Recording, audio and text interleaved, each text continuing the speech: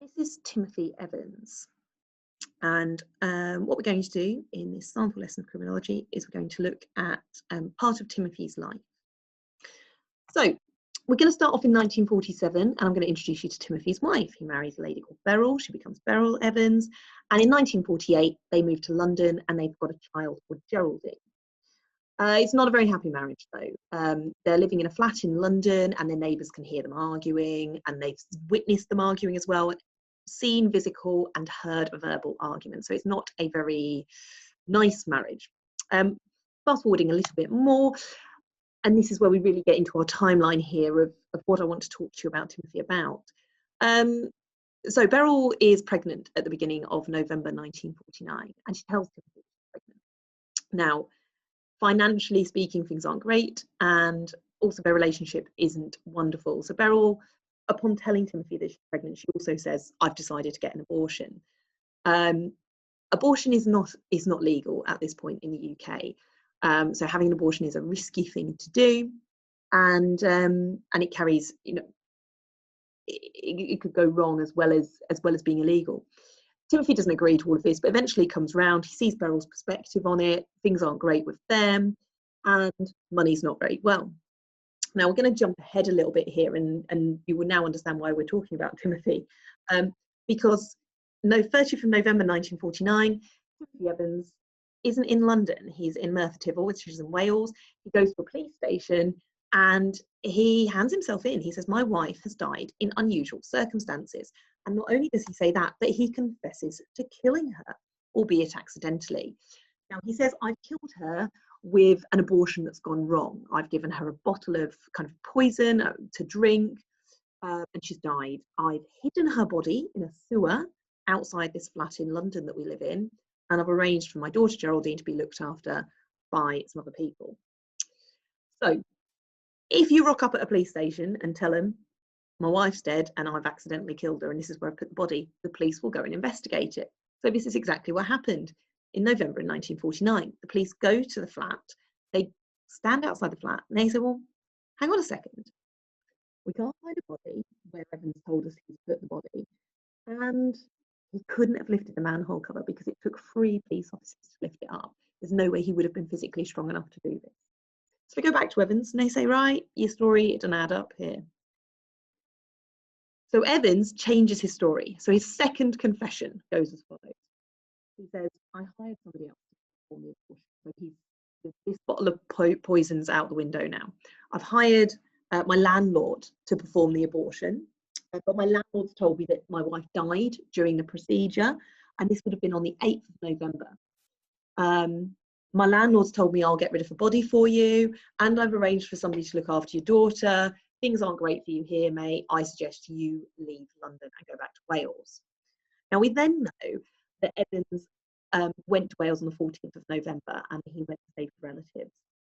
So we've got a bit of a weird timeline here. We know Beryl's died on the 8th of November, according to Evans. He stuck around for 6 days, then he's left. So things don't add up very well.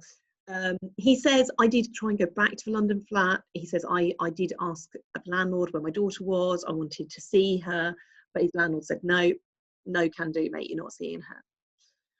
So this leaves the police in a bit of a tricky position because we've got no body. We've got 2 confessions for 2 different types of murder, and we don't know where the daughter or the wife are. So on the 2nd of December in 1949, the police find the bodies of both Beryl and Geraldine. Now, they find them in the garden, the back garden of the London flat, in what we call the wash house, which is essentially an outside bathroom. Evans in Wales, he's shown their clothing to kind of prove, "Look, we found them. These are the bodies, his clothing that your wife was wearing." And he's also told that both of them have died as a result of being strangled.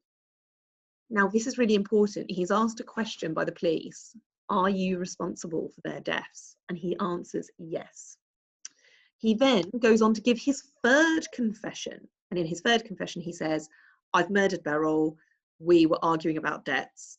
And then 2 days later, I strangled my daughter." Now, this is kind of our timeline for you of Timothy Evans and Beryl Evans. And we'll get up on the 2nd of December in terms of confessions and evidence. Now, this goes to court, not shockingly at all, and it's March 1950 when we're in court. Now, in the 1950s, the penalty for murder is death by hanging. And how would you find him? You could be the jury members here. As a jury, you don't get to decide sentence, but you do get to decide whether or not somebody is guilty or not guilty based on the evidence presented to you. So, looking at all the information, the jury, who've got exactly what you've got presented in front of you, decide that Evans is guilty. And Timothy John Evans was hung on the 9th of March 1950, and he was 25 years old. Now, the story doesn't end there. If the story of Evans ended there, I probably wouldn't be talking to you about him. However, we're not finished. And we're not finished because Evans's last words before he was hung was "Christie done it." And John Christie is this man here, who also lived at 10 Millington Place, which is where Timothy and Beryl Evans lived. And several years later, John Christie confesses to the killings of Beryl and Geraldine. And this is the man who Timothy Evans describes as his landlord, who he's hired to carry out an abortion. We also now know that Evans, he's actually confessed because of fear from violence from the police. So the police have essentially threatened to beat him up unless he confesses for that third time. John Christie is quite a well-known serial killer in this country. And John Christie has murdered at least 8 women that we know about, if not more, including, you'll notice, Ethel Christie, who was his wife.